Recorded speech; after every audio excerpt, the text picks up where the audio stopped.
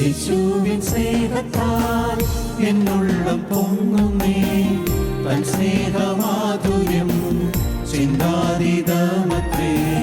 യേശുവിൻ സ്നേഹത്താൽ എന്നുള്ളം പൊങ്ങുന്നേ, തൻ സ്നേഹമാധുര്യം ചിന്താതീതമത്രേ. എത്ര ആഴമേ യേശുവിൻ സ്നേഹമേ, എത്ര ആഴമേ യേശുവിൻ സ്നേഹമേ. ആയതിൻ ധ്യാനമെൻ ജീവിത ഭാഗ്യമേ, ആയതിൻ ധ്യാനമെൻ ജീവിത ഭാഗ്യമേ. യേശുവിൻ സ്നേഹത്താൽ എന്നുള്ളം പൊങ്ങുന്നേ, തൻ സ്നേഹമാധുര്യം ചിന്താതീതമത്രേ. തൻ സ്നേഹമാധുര്യം ചിന്താതീതമത്രേ.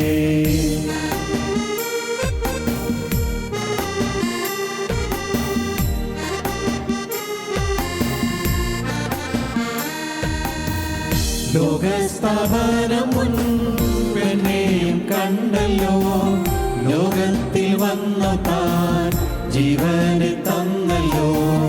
ലോകസ്ഥാപനം മുൻപെന്നെയും കണ്ടല്ലോ, ലോകത്തിൽ വന്നു താൻ ജീവന് തന്നല്ലോ. എത്രയോ ശ്രേഷ്ഠമാ സ്വർഗീയ ബലിയാൽ, എത്രയോ ശ്രേഷ്ഠമാ സ്വർഗീയ ബലിയാൽ എന്നെയും യോഗ്യനായി എണ്ണീയ സ്നേഹമേ, എന്നെയും യോഗ്യനായി എണ്ണീയ സ്നേഹമേ. യേശുവിൻ സ്നേഹത്താൽ എന്നുള്ളം പൊങ്ങുന്നേ, തൻ സ്നേഹമാധുര്യം ചിന്താതീതമത്രേ. തൻ സ്നേഹമാധുര്യം ചിന്താതീതമത്രേ.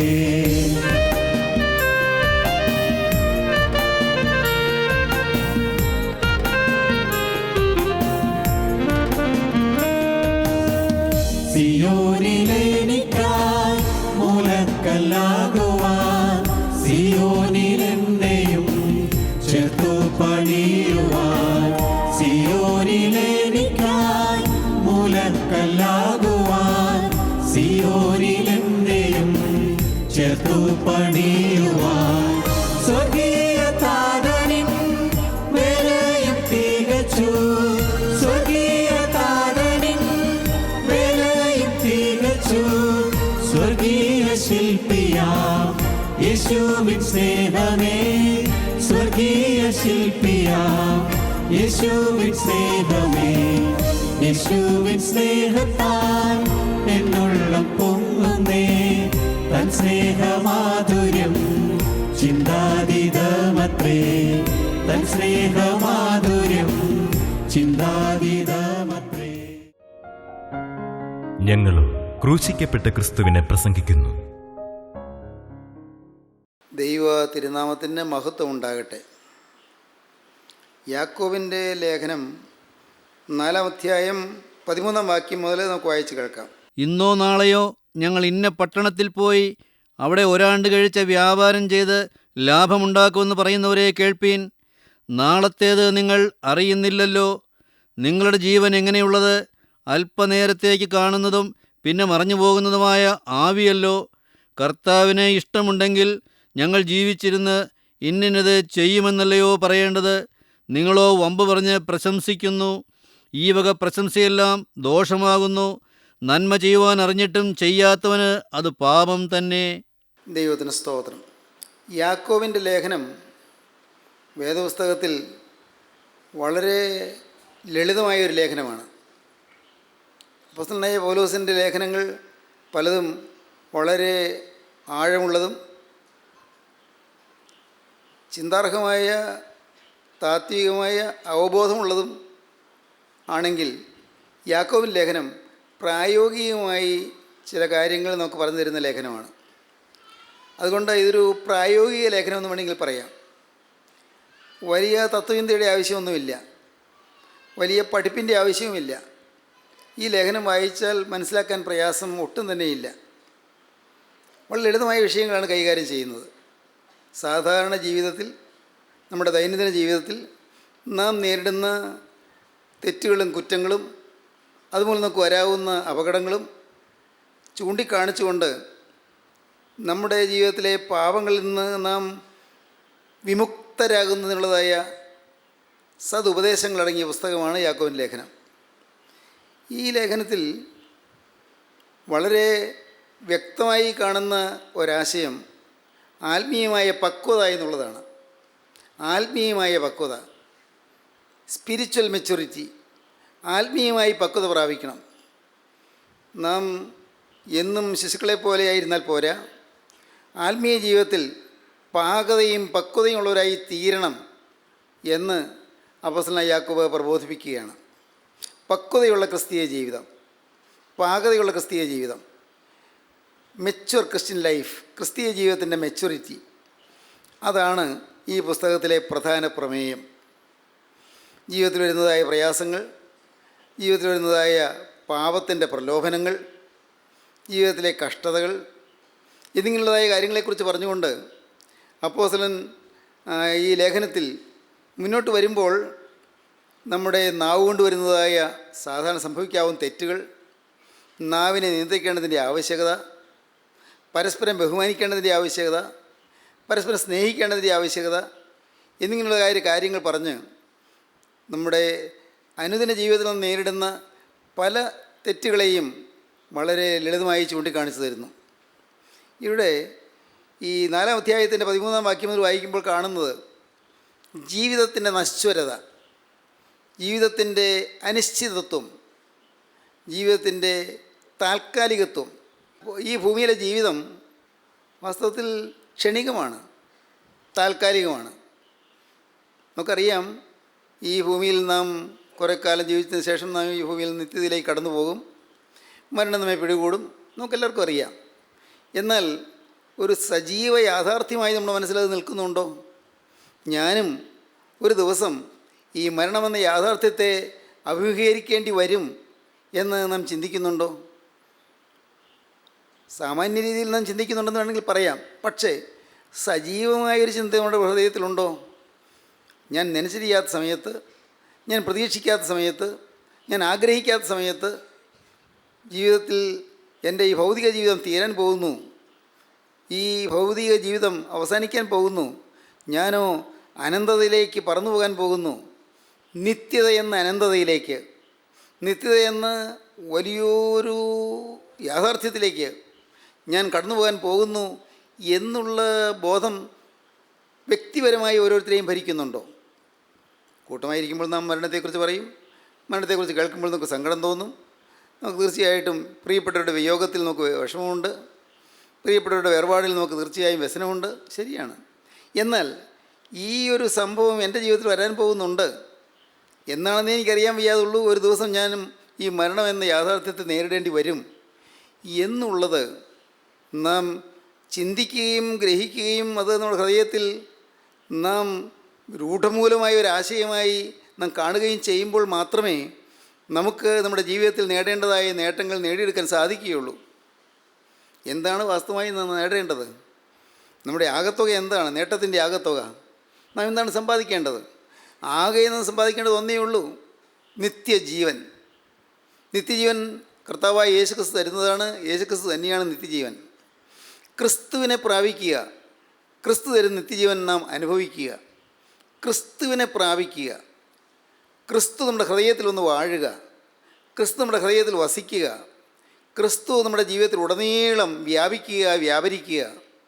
ക്രിസ്തു നമ്മുടെ ചെയ്തികളിൽ മാത്രമല്ല, നമ്മുടെ ചിന്തകളിലും ചിന്താമണ്ഡലത്തിലും നമ്മുടെ ബുദ്ധിയിലും നമ്മുടെ ധാരണയിലും നമ്മുടെ ആലോചനയിലും നമ്മുടെ നിരൂപണത്തിലും നമ്മുടെ മനോരാജ്യത്തിലും എല്ലാം ക്രിസ്തുവിൻ്റെ ആളത്വം വ്യാപിച്ചു കൊണ്ടിരിക്കുക. ഇത് ഒരു അത്ഭുതകരമായൊരു അനുഭവമാണ്. ഈ അനുഭവം നാം ഇവിടെ വെച്ച് നേടിയില്ലെങ്കിൽ നാം കടന്നു ചെല്ലുമ്പോൾ നാം നിത്യയാതനയിലേക്ക് പോകും, നിത്യയാതനകളിലേക്ക്, നിത്യമായ ദണ്ഡനത്തിലേക്ക് പോകും. ഇറ്റേണൽ ടോർച്ചർ എന്ന് പറയും. ഇറ്റേണൽ ടോർച്ചർ അത് ഭയാനകമായ ടോർച്ചറാണ്. അത് സഹിക്കാൻ വയ്യാത്തതെന്ന് ചിന്തിക്കാൻ വയ്യാത്ത ടോർച്ചറാണ്. ഭയാനകമായ ഒരു പീഡനമാണത്, ഭയാനകമായ നരകയാതനയാണത്. ആ നരകത്തിൻ്റെ നിത്യയാതനയിലേക്ക് നാം പോകാതിരിക്കണമെന്ന് നമ്മെ സ്നേഹിക്കുന്ന നമ്മുടെ കർത്താവായ യേശുക്രിസ്തു ആഗ്രഹിക്കുന്നതുകൊണ്ട് കർത്താവ് നമുക്ക് ഈ ഭൂമിയിൽ വെച്ച് തന്നെ എങ്ങനെ നമുക്ക് നന്നായി ജീവിക്കാൻ പറ്റും, ക്രിസ്തുവിനെ പ്രാപിക്കാൻ പറ്റും, എങ്ങനെ ക്രിസ്തുവിനോട് ചേർന്ന് പോകാൻ പറ്റും, എങ്ങനെ നിത്യസ്വർഗത്തിൻ്റെ അവകാശം പ്രാപിക്കാൻ പറ്റും എന്ന് പറഞ്ഞു തരികയാണ്. അതാണ് വാസ്തവത്തിൽ ഈ വേദപുസ്തകത്തിൻ്റെ ആകത്തുക. ഈ വിശുദ്ധ ബൈബിൾ എന്ന് പറയുന്ന വേദപുസ്തകത്തിൻ്റെ ആകത്തുക അതാണ്. അതുകൊണ്ടാണ് സർ വാൾട്ടർ സ്കോട്ട് എന്ന് പറയുന്ന മഹാനായ ചിന്തകൻ, അദ്ദേഹം ഒരു സാഹിത്യകാരനുമാണ്. അദ്ദേഹം റിക്കറായി കിടക്കുമ്പോൾ അദ്ദേഹത്തിന് അടുത്ത് നിൽക്കുന്ന ഒരു സ്നേഹിതനോട് പറഞ്ഞു, പ്ലീസ് ടേക്ക് ദ ബുക്ക്, ആ പുസ്തകം ഇങ്ങ് എടുക്കൂ. ഞാൻ ചോദിച്ചു, വിച്ച് ബുക്ക് സാർ? സാർ ഏത് പുസ്തകമാണ്? ഏത് പുസ്തകം? There is only one book which is to be called the book. ആ പുസ്തകം എന്ന് പറയാവുന്നത് ആകെ ഒരു പുസ്തകമേ ഉള്ളൂ. That is the holy Bible. അത് വിശുദ്ധ വേദപുസ്തകമാണ്. വാൾട്ടർ സ്കോട്ട് അങ്ങനെ പറയാൻ കാരണം, വാൾട്ടർ സ്കോട്ട് വേദപുസ്തകത്തിൻ്റെ മഹാത്മ്യം അനുഭവിച്ചിരുന്നു. ഈ ബൈബിളിൻ്റെ ശക്തി എന്തായെന്ന് അനുഭവിച്ചിരുന്നു. വചനത്തിൻ്റെ തീജ്വാല എന്തായെന്ന് അനുഭവിച്ചിരുന്നു. വചനത്തിൻ്റെ തീജ്വാല, ഈ വചനം വായിക്കുമ്പോൾ കിട്ടുന്ന സൗഖ്യവും സുഖവും, വചനം വായിക്കുമ്പോൾ കിട്ടുന്ന കുളിർമയും ആനന്ദവും അത് വർണ്ണനാതീതമാണ്. ചിന്തയ്ക്കും വർണ്ണനയ്ക്കും അതീതമാണ്. വേദപുസ്തകത്തിലെ ചില വാക്യങ്ങൾ വായിച്ച് ചില ദുർഘട നിമിഷങ്ങളിൽ നാം ആശ്വാസം പ്രാപിക്കും. ചില പ്രതിസന്ധി ഘട്ടങ്ങളിൽ നാം സമാധാനം പ്രാപിക്കും. എങ്ങനെ മുന്നോട്ട് പോകണമെന്നറിയാതെ അമ്പരപ്പിലായിരിക്കുന്ന സമയത്ത് ഈ വേദപുസ്തക വാക്യങ്ങൾ നമുക്ക് വഴി കാണിച്ചു തരുമെന്ന് മാത്രമല്ല, നമുക്ക് താങ്ങും തണലുമായി നിൽക്കും. ഈ വേദപുസ്തക വാക്യങ്ങൾ വെറും വാക്കുകളല്ല, അക്ഷരങ്ങളല്ല, വാക്യങ്ങളല്ല. അത് ഡിവൈൻ വേർഡ് ഓഫ് ഗോഡ്, ദൈവത്തിൻ്റെ വചനമാണ്. ദൈവത്തിൻ്റെ വചനമാണ്. ദൈവത്തിൻ്റെ ശക്തിയുറ്റ വചനമാണ്. ദൈവത്തിൻ്റെ ശബ്ദമാണ്. ദൈവത്തിൻ്റെ ആത്മാവാണ്. ഈ വചനം നമ്മെ ജീവിപ്പിക്കുകയും നമ്മെ വളർത്തുകയും ചെയ്യും. വചനം മായമില്ലാത്ത പാലാണ്. അനുദിനം കുടിച്ച് വളരേണ്ടതിനുള്ള മായമില്ലാത്ത പാലാണ് വചനം. വചനം തീയാണ്. വചനം കാറ്റാണ്. വചനം ശക്തിയാണ്. വചനം കൃപയാണ്. വചനം ജീവനാണ്. വചനം പ്രകാശമാണ്. വചനം നിത്യചൈതന്യമാണ്. ഈ വചനം മധുരതരമായ ഈ വചനം, തേനിലും തേൻകട്ടയിലും മധുരമായ ഈ വചനം നാം വായിച്ച് നാം ആശ്വാസം കൊള്ളും. നിങ്ങൾ ഏകാന്ത നിമിഷങ്ങളിൽ ഒറ്റയ്ക്ക് ഇരുന്നു കൊണ്ട് നിങ്ങൾ ഈ വേദപുസ്തകം വായിക്കുകയാണെങ്കിൽ മറ്റാരും അടുക്കൽ വേണ്ട. നിങ്ങൾ ഒറ്റയ്ക്ക് ഇരുന്നു കൊണ്ട് ശാന്തമായി പ്രാർത്ഥിച്ചും ധ്യാനിച്ചും വേദപുസ്തകത്തിലെ വാക്യങ്ങൾ നിങ്ങൾ വായിച്ച് ഉരുവിടുകയാണെങ്കിൽ ഏതോ ഒരു ശക്തി നിങ്ങളിലേക്ക് പ്രസരിക്കുന്ന നിങ്ങൾക്ക് അനുഭവിക്കാൻ സാധിക്കും. അതൊരു മാനസികമായ ഒരു പ്രത്യേകതയല്ല, അതൊരു സജീവ യാഥാർത്ഥ്യമാണത്. തോന്നലല്ല, ഊഹമല്ല, നേരെ മറിച്ച് യാഥാർത്ഥ്യമായി നമുക്ക് അനുഭവിക്കാൻ കഴിയും. വ്യസനിക്കുന്ന ഹൃദയത്തിന് ആശ്വാസത്തിന് നമുക്ക് അനുഭവിക്കാൻ കഴിയും. പതറുന്ന ഹൃദയത്തിന് ധൈര്യവും ശക്തിയും ലഭിക്കുന്ന നമുക്ക് ആസ്വദിക്കാൻ കഴിയും. ദൈവത്തിന് സ്തോത്രം. മനസ്സ് വിതുമ്പിക്കൊണ്ടിരിക്കുമ്പോൾ മുന്നോട്ടുള്ള ഗതിയിൽ അനേകം പ്രതിസന്ധികളും പ്രശ്നങ്ങളും മുൻകൂട്ടി കാണുമ്പോൾ നാം വലഞ്ഞു പോകുന്ന നിമിഷങ്ങളിൽ ഈ വേദപുസ്തക വാക്യങ്ങൾ വായിച്ച് നമുക്ക് ധൈര്യം പ്രാപിക്കാൻ സാധിക്കും, ശക്തി പ്രാപിക്കാൻ സാധിക്കും. നമുക്ക് നവോന്മേഷം പ്രാപിക്കാൻ സാധിക്കും, നവചൈതന്യം. ദൈവത്തിന് സ്തോത്രം. ഈ യാക്കോബിൻ്റെ ലേഖനത്തിൽ നാം കാണുന്ന പ്രത്യേകത ഏതാണ്? മനുഷ്യൻ്റെ ജീവിതം നശ്വരമാണ്, ജീവിതം താൽക്കാലികമാണ്, ജീവിതം ക്ഷണികമാണ്. ഒരിക്കലും മനുഷ്യൻ അവൻ അഹങ്കരിക്കരുത്, അഥവാ അവൻ ബോസ്റ്റ് ചെയ്യരുത്.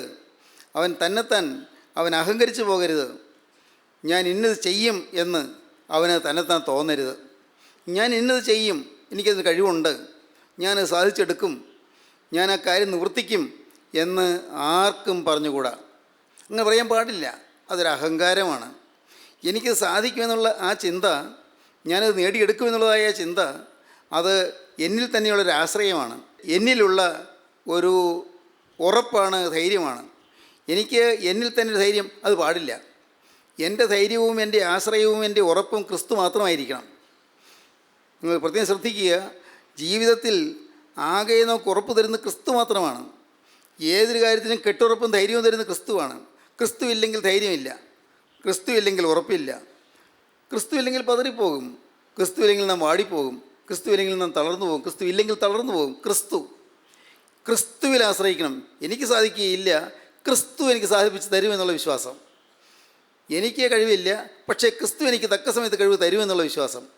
അത് മതി. ക്രിസ്തുവുള്ളതായ ആ ഒരു ആശ്രയം. യേശുക്രിസ്തുള്ളതായ ആ ഒരു ശരണം, ആ ഒരു ശരണം കിട്ടുന്നത് ഈ ക്രിസ്തുവുമായിട്ടുള്ള ബന്ധം ഉണ്ടാകുമ്പോൾ മാത്രമാണ്. ക്രിസ്തുവുമായ ഒരു ബന്ധം, നിത്യനായ ക്രിസ്തുവുമായി നമുക്ക് ഈ ക്ഷണികനായ മനുഷ്യനായി ഈ ഭൂമിയിൽ വെച്ചൊരു ബന്ധം കിട്ടുന്നു. ആ ഒരു ബന്ധം ആത്മാവിൻ്റെ ഒരു ബന്ധമാണ്.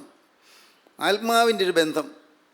നിങ്ങൾ കണ്ടിട്ടുണ്ടാകും കുട്ടികൾ പട്ടം പറപ്പിക്കുന്നത്, പട്ടം പറപ്പിച്ചുകൊണ്ടിരിക്കുന്നു. ഈ കുട്ടി ഇങ്ങനെ കൈ ഇങ്ങനെ ഉയർത്തിപ്പിടിച്ചിരിക്കുന്നത് കാണാം. പക്ഷേ എങ്ങോ പട്ടം അതങ്ങ് മാറി മാറിപ്പോയിട്ട് അങ്ങ് കാഴ്ചയ്ക്ക് അപ്പുറത്തേക്ക് മാറിപ്പോകുന്നു. കുട്ടി കൈ പിടിച്ചുകൊണ്ടിരിക്കുന്നത് കാണുമ്പോൾ ഒരാൾ ചോദിക്കുകയാണെന്ന് ഇരിക്കൂ, സങ്കല്പിക്കൂ. ഒരാൾ ചോദിക്കുകയാണ്, നീ എന്തിനാണ് മോനെ ഈ കൈ ഇങ്ങനെ ഉയർത്തി പിടിച്ചുകൊണ്ട് നിൽക്കുന്നത്? നീ ഏതാണ്ട് വലിച്ചു പിടിച്ചുകൊണ്ടിരിക്കുന്ന പോലെ. ഞാൻ പട്ടം പറപ്പിക്കുകയാണ്. എവിടെ പട്ടം? പട്ടം അവിടെയുണ്ട്. ഉണ്ടെന്നുള്ളത് എന്താ തെളിവ്? എനിക്ക് എൻ്റെ കയ്യിലറിയാം ആ ഒരു ബലം, എൻ്റെ ചരടിന്മേലുള്ള ബലം എനിക്കറിയാം. എൻ്റെ കയ്യിലുള്ള ഈ നൂലിന്മേൽ എനിക്ക് ബലമുണ്ട്. അവിടെ ആ പട്ടം ഉള്ളതിൻ്റെ ബലം ഇവിടെ ഞാൻ അനുഭവിക്കുന്നുണ്ട്. മുകളിൽ മറ്റുള്ളവർക്ക് കാണാൻ വയ്യാത്ത അത്ര ഉയരത്തിൽ പട്ടം പറക്കുകയാണ്. പക്ഷേ ആ പട്ടം അവിടെ ഉണ്ട് എന്ന് ഈ കുട്ടിക്ക് അറിയാം. എങ്ങനെ അറിയുന്നു? പട്ടം ചേർത്ത് കെട്ടിയിരിക്കുന്ന ആ ചരടിൽ ഇവൻ്റെ കൈ പിടിച്ചിരിക്കുന്നതുകൊണ്ട് ആ കയ്യിൽ അതിൻ്റെ വലിവ് അവനറിയാം. ആത്മീയ ജീവിതത്തിൽ ഈ ഒരു കാര്യം നാം ഗ്രഹിക്കേണ്ടതാണ്. ക്രിസ്തുവിനോടുള്ള ബന്ധത്തിൻ്റെ വലിവ് നാം അറിയണം. ക്രിസ്തുവിനോടുള്ള ബന്ധം എപ്പോഴും യേശുക്രിസ്തു എൻ്റെ അരികിലുണ്ട് എന്നുള്ള ഒരു ബോധ്യം ലഭിക്കത്തക്കവണ്ണുള്ളതായ ഒരു റിയൽ എക്സ്പീരിയൻസ്, നമുക്ക് സാക്ഷാത്തായ ഒരു അനുഭവം നമുക്ക് വേണം. അതില്ലെങ്കിൽ ക്രിസ്തീയ ജീവിതം പൂജ്യമായി പോകും, ക്രിസ്തീയ ജീവിതം വെറുതെയായി പോകും. നിങ്ങൾ ചിന്തിക്കൂ, എനിക്ക് ഈ ഒരു ബന്ധത്തിൻ്റെ ആ ചരടിൻ്റെ ബന്ധം കിട്ടുന്നുണ്ടോ? ആ ചരട് അതെൻ്റെ കയ്യിൽ ഒരു വലിവ് അങ്ങ് അനുഭവപ്പെടുന്നുണ്ടോ? ഒരാകർഷണത്തിൻ്റെ പിടുത്തം എന്നിലുണ്ടോ? എന്നിലേക്ക് യേശുക്രിസ്തുവിൻ്റെ സ്നേഹത്തിൻ്റെ ഒരു ആകർഷണം വന്ന് എന്നെ വലയം ചെയ്യുന്നത് ഞാൻ അനുഭവിക്കുന്നുണ്ടോ? ദൈവത്തിന് സ്തോത്രം. അത് ഇതുവരെയും നിങ്ങൾ കിട്ടിയില്ലെങ്കിൽ പ്രിയപ്പെട്ടവരെ, നിങ്ങളത് പ്രാപിക്കണം. അത് പ്രാപിക്കുക എന്ന് പറയുന്നത് അത് നമുക്ക് എല്ലാവർക്കും സാധ്യമായ കാര്യമാണ്. സാധ്യമല്ലാത്ത കാര്യം കർത്താവ് നമ്മോട് പറയുകയില്ല. നമുക്ക് സാധ്യമാണ്. അതിന് വിദ്യാഭ്യാസം വേണമെന്നില്ല, അതിന് വലിയ പഠിപ്പ് വേണമെന്നില്ല, വലിയ പരിജ്ഞാനം വേണമെന്നില്ല, വലിയ പാണ്ഡിത്യം വേണമെന്നില്ല. വേണ്ട.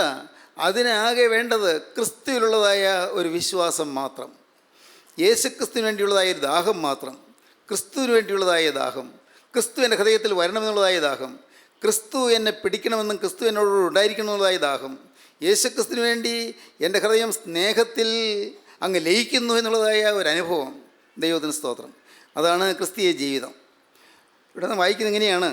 ഇന്നോ നാളെയോ ഞങ്ങൾ ഇന്ന പട്ടണത്തിൽ പോയി അവിടെ ഒരാണ്ട് കഴിച്ച് വ്യാപാരം ചെയ്ത് ലാഭമുണ്ടാക്കുമെന്ന് പറയുന്നവരെ കേൾപ്പീൻ, നാളത്തേത് നിങ്ങൾ അറിയുന്നില്ലല്ലോ. നിങ്ങളുടെ ജീവൻ എങ്ങനെയുള്ളത്? അല്പനേരത്തേക്ക് കാണുന്നതും പിന്നെ മറഞ്ഞു പോകുന്നതുമായ ആവിയല്ലോ. ദൈവത്തിന് സ്തോത്രം. അല്പനേരത്തേക്കൊന്ന് കാണുന്നു, പിന്നെ ആവി അങ്ങ് മറഞ്ഞു പോകുന്നു. അതുപോലെ ഈ ജീവൻ അത്രയേ ഉള്ളൂ, ക്ഷണികമാണ്. നമ്മുടെ എല്ലാം ആയുസ് അത്രയേ ഉള്ളൂ, ക്ഷണികമാണ്. ഇന്ന് നാം എല്ലാവരും ഇങ്ങനെ കൂടിയിരിക്കുന്നു, നാം തിരുവചനം ചിന്തിക്കുന്ന, പറയുന്നു, തിരുവചനം ധ്യാനിക്കുന്നു, നല്ലത്. എന്നാൽ ഇതുപോലുള്ളൊരു ദിവസം ഞാനെന്ന് പറയുന്ന വ്യക്തി ഈ ഭൂമിയിൽ നിന്ന് മാറ്റപ്പെട്ട് കഴിഞ്ഞ് കൂട്ടായ്മകൾ നടക്കും, ദൈവത്തിൻ്റെ വേലകൾ നടക്കും, വചന ശുശ്രൂഷകൾ നടക്കും, ധ്യാന യോഗങ്ങൾ നടക്കും. പക്ഷേ ആ കൂട്ടത്തിൽ ഞാനുണ്ടായിരിക്കുകയില്ല. ഞാനെന്ന വ്യക്തി അപ്പുറത്തേക്ക് കടന്നുപോയി കഴിഞ്ഞിരിക്കും, തിരശ്ശീലയ്ക്ക് അപ്പുറത്തേക്ക് മാറിക്കഴിഞ്ഞിരിക്കും. ഇത് നമുക്ക് പ്രത്യേകിച്ച് ഒരു പഠിപ്പ് വേണ്ടത് മനസ്സിലാക്കാൻ. എത്രയോ സംഭവങ്ങൾ നമ്മുടെ മുന്നിലുണ്ട്. നമ്മുടെ പ്രിയപ്പെട്ടവർ കടന്നുപോയി, നമ്മുടെ ഏറ്റവും പ്രിയപ്പെട്ടവർ കടന്നുപോയി. നാം കടന്നു പോകും, സംശയിക്കേണ്ട. നാം ഒരു ദിവസം യാത്ര പറയും, എല്ലാം വിട്ട് കടന്നു പോകേണ്ടി വരും. ഞാൻ പഠിച്ചിട്ടുള്ള ഒരു കവിത ഞാൻ പാടിയിട്ടുള്ളത് നിങ്ങൾ ഓർക്കുന്നുണ്ടോ? വളരെ പ്രസിദ്ധമായ കവിതയാണ് ലോകമേ യാത്ര. ലോകമേ യാത്ര, ലോകത്തോട് യാത്ര പറഞ്ഞു പോകുന്ന ഒരു കവയിത്രി സിസ്റ്റർ മേരി ബെനിജ്ഞ എഴുതിയ ഒരു കവിതയാണ് ലോകമേ യാത്ര. എല്ലാം വിട്ട് പോകുന്നുവെന്ന് മനസ്സിൽ ധ്യാനിച്ചുകൊണ്ട് പറയുകയാണ്. എല്ലാം പിന്തള്ളുന്നു. ജനിച്ച നാൾ തുടങ്ങി എന്നെ ഓമനിച്ച് തുഷ്ടിയോടെനിക്കു വേണ്ടതൊക്കെ നൽകി ആദരിച്ച ലോകമേ നിനക്ക് വന്ദനം. ജനിച്ച നാൾ തുടങ്ങി എന്നെ ഓമനിച്ച് തുഷ്ടിയോടെനിക്കു വേണ്ടതൊക്കെ നൽകി ആദരിച്ച ലോകമേ നിനക്ക് വന്ദനം. പിരിഞ്ഞു പോയിടട്ടെ ഞാൻ ഇനി ശനിക്കുഴപ്പമേശിടാത്ത ഭാവിയെ വരിക്കുവാൻ. ഞാൻ പോവുകയാണ്, ഞാൻ പിരിഞ്ഞു പോവുകയാണ്. നിനക്ക് ഞാൻ വന്ദനം പറഞ്ഞിട്ട്, ലോകമേ നിന്നോട് യാത്ര പറഞ്ഞിട്ട് പോവുകയാണ്. ജനിച്ച നാൾ തുടങ്ങി എന്നെ ഓമനിച്ച് തുഷ്ടിയോടെനിക്ക് വേണ്ടതൊക്കെ നൽകി ആദരിച്ച ലോകമേ നിനക്ക് വന്ദനം. പിരിഞ്ഞു പോയിടട്ടെ ഞാനിനി ശനിക്കുഴപ്പമേശിടാത്ത ഭാവിയെ വരിക്കുവാൻ. ഒരിക്കൽ ഈ ജഗത്തെയും ജഡത്തെയും പിരിഞ്ഞ് നാം തിരിക്കണം, വിസമ്മതങ്ങളൊന്നുമേ ഫലപ്പെടാ. ഒരിക്കൽ ഇജ്ജഗത്തെയും ജഡത്തെയും പിരിഞ്ഞു നാം തിരിക്കണം, വിസമ്മതങ്ങളൊന്നുമേ ഫലപ്പെടാ. തിരിച്ചു പിന്നെ വന്നിടാത്ത യാത്രയാണ് അത്, ആകയാൽ കരത്തിലുള്ളതൊക്കെ നാം അതിർത്തിയിൽ ത്യജിക്കണം. തിരിച്ചു പിന്നെ വന്നിടാത്ത യാത്രയാണതാകയാൽ കരത്തിലുള്ളതൊക്കെ നാം അതിർത്തിയിൽ ത്യജിക്കണം. ഒന്നും കൊണ്ടുപോകാൻ പറ്റില്ല. തിരിച്ചു വരാത്ത യാത്രയാണ് താനും. ജഗത്തെ ലോകത്തെ പിരിയണം, ജഡത്തെ ശരീരത്തെ പിരിയണം, തിരിക്കണം. നാം യാത്ര പോയേ പറ്റൂ. വിസമ്മതം പറഞ്ഞിട്ട് കാര്യമില്ല. കുറച്ച് കഴിയട്ടെ, അതിന് യാതൊരു പ്രയോജനവുമില്ല. കുറച്ചുകൂടി കഴിഞ്ഞായിരുന്നു കൊള്ളാമായിരുന്നു, പ്രയോജനമില്ല. വിസമ്മതങ്ങളൊന്നുമേ ഫലപ്പെടുകയില്ല. തിരിച്ചു പിന്നെ വന്നിടാത്ത യാത്രയാണത്, തിരിച്ചു വരാത്ത യാത്രയാണ്. കരുത്തിലുള്ളതൊക്കെ നാം അതിർത്തിയിൽ ത്യജിക്കണം. ഈ ജീവിതത്തിൻ്റെ അതിർത്തിയിൽ, ആയുസ്സിൻ്റെ അതിർത്തിയിൽ, മരണത്തോടടുത്ത് എല്ലാം വിട്ടുപിരിഞ്ഞ് നാം പോവുക തന്നെ ചെയ്യും. ഒരിക്കൽ ഇജ്ജഗത്തെയും ജഡത്തെയും പിരിഞ്ഞു നാം തിരിക്കണം, വിസമ്മതങ്ങളൊന്നുമേ ഫലപ്പെടാ. തിരിച്ചു പിന്നെ വന്നിടാത്ത യാത്രയാണതാകയാൽ കരത്തിലുള്ളതൊക്കെ നാം അതിർത്തിയിൽ ത്യജിക്കണം. ഇഹത്തിലെ ധനം സുഖം യശസ്സും ആഭിജാത്യവും വഹിച്ചു കൊണ്ടുപോകയില്ല മർത്യൻ അന്ത്യയാത്രയിൽ. ധനമുണ്ട്, സുഖമുണ്ട്, പേരുണ്ട്, പെരുമയുണ്ട്, കീർത്തിയുണ്ട്, ഒന്നും കൊണ്ടുപോവുകയില്ല. ഇഹത്തിലെ ധനം സുഖം യശസ്സും ആഭിജാത്യവും വഹിച്ചു കൊണ്ടുപോകയില്ല മർത്യൻ അന്ത്യയാത്രയിൽ. അഹന്ത കൊണ്ടഴുക്കുപെട്ടിടാത്ത പുണ്യമൊന്നു താൻ മഹത്തരം, പ്രയോജനം പരത്തിലും വരുത്തിടും. അഹന്തയുടെ അഴുക്ക് പറ്റാത്ത പുണ്യം നേടാമോ? പുണ്യം ക്രിസ്തുവാണ്. പുണ്യവാനാണ്. പുണ്യം നേടാമോ? അഹന്ത കൊണ്ട് അഴുക്ക് പറ്റാത്തതായ പുണ്യം നേടുമെങ്കിൽ അതാണ് ഏറ്റവും വലിയ ധനം. അത് മഹത്തരമാണ്, പരത്തിലും പ്രയോജനം വരുത്തുന്നതാണ്. ഇഹത്തിലെ ധനം സുഖം യശസ്സും ആഭിജാത്യവും വഹിച്ചു കൊണ്ടുപോകയില്ല മർത്യൻ അന്ത്യയാത്രയിൽ. അഹന്ത കൊണ്ട് അഴുക്കുപെട്ടിടാത്ത പുണ്യമൊന്നു താൻ മഹത്തരം, പ്രയോജനം പരത്തിലും വരുത്തിടും. സമർത്ഥനായ സീസറും പ്രസിദ്ധനായ ഹോമറും സമത്വമറ്റ സോളമൻ തുടങ്ങിയുള്ള വിജ്ഞരും അമർന്നുപോയി കാലചക്രവിഭ്രമത്തിൽ.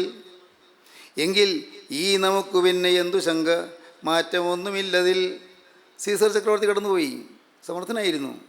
ഹോമർ മഹാകവി കടന്നുപോയി, സമർത്ഥനായിരുന്നു. ശലമൻ കടന്നുപോയി, ജ്ഞാനികളിൽ ജ്ഞാനിയായിരുന്നു. എല്ലാവരും കടന്നുപോയി. അവരൊരു കാലയളവിൽ ജീവിച്ചു, തീർന്നു. ഞാനും കടന്നുപോകും.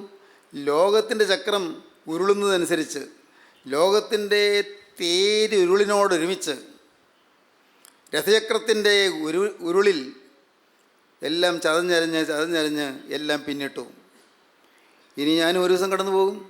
സമർത്ഥനായ സീസറും പ്രസിദ്ധനായ ഹോമറും സമത്വമറ്റ സോളമൻ തുടങ്ങിയുള്ള വിജ്ഞരും അമർന്നുപോയി കാലചക്രവിഭ്രമത്തിലെങ്കിൽ ഈ നമുക്ക് പിന്നെ എന്തു ശങ്ക, മാറ്റമൊന്നുമില്ലതിൽ. അതുകൊണ്ട് ലോകമേ യാത്ര. പ്രിയപ്പെട്ടവരെ, ഈ ലോകം നശ്വരമാണ്, ഈ ലോകം ക്ഷണികമാണ്. ഇവിടെ നമുക്ക് നേടാൻ ഒന്നുമില്ല. ആകെയുള്ളത് ക്രിസ്തു മാത്രം. ആകെയുള്ള സ്വത്ത് ക്രിസ്തു മാത്രം. ക്രിസ്തു ഉണ്ടെങ്കിൽ എല്ലാം ഉണ്ട്, ക്രിസ്തു ഇല്ലെങ്കിൽ ഒന്നുമില്ല. ക്രിസ്തു ഉണ്ടെങ്കിൽ എല്ലാം ഉണ്ട്, ക്രിസ്തു ഇല്ലെങ്കിൽ മറ്റൊന്നുമില്ല. പ്രസിദ്ധമായ മഹാഭാരതം ഇതിഹാസം, ഭാരതത്തിൻ്റെ പ്രസിദ്ധമായ ഇതിഹാസം, അതിൽ പറയും, വ്യാസമുനി ആണ് എഴുതിയത്, പറയും, യദിഹാസ്തി തദന്യത്ര എന്നേഹാസ്തി നകർഹിച്ചിത്. യദിഹ അസ്തി തദന്യത്ര, ഇതിലുള്ളത് എല്ലായിടത്തുമുണ്ട്, എല്ലാവരിലുമുണ്ട്. എന്നേഹാസ്തി നകർഹിച്ചിത്, ഇതില്ലാത്തത് ഒരിടത്തും കാണുകയുമില്ല, ഒരിടത്തുണ്ടാവുകയുമില്ല. യദിഹ അസ്തി തദന്യത്ര തന്നേഹാസ്തി നകർഹിച്ചിത്. ദൈവത്തിന് സ്തോത്രം.